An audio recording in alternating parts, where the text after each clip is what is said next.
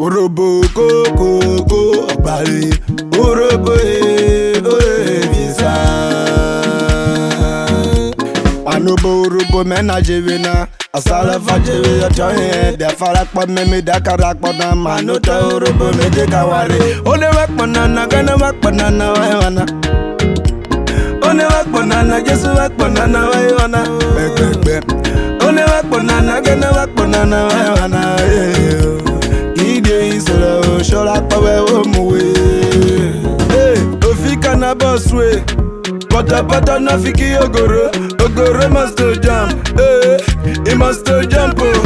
Urhobo must jump. Beka, he must jump. UPU must jump. Egbe.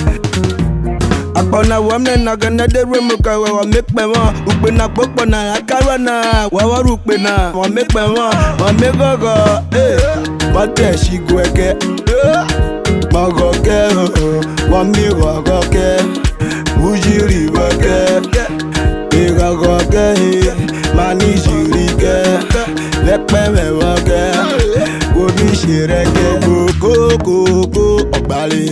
Urhobo visa. Manu bolo Urhobo mena jivina. Asala fajivi otionye. De farak pa me da karak pa na manu ta Urhobo na meje wari.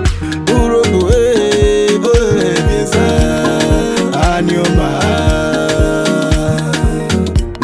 Money gbe, weje gbe, ma Urhobo gbe, weje gbe. Anima Urhobo ni bebe ha efia. Anima Urhobo ni basune efia. Bate gbikenge mani gbikenge ivie gbikenge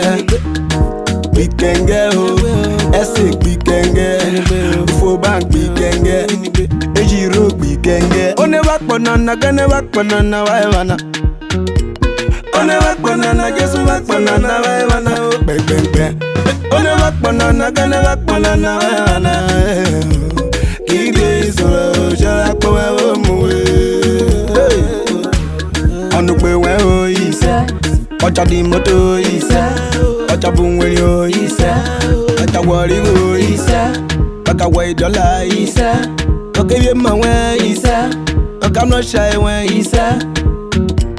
Odam na ma Urhobo anka wa me wa ke gbese. Odam ni UPU anka ge de wa ke gbese.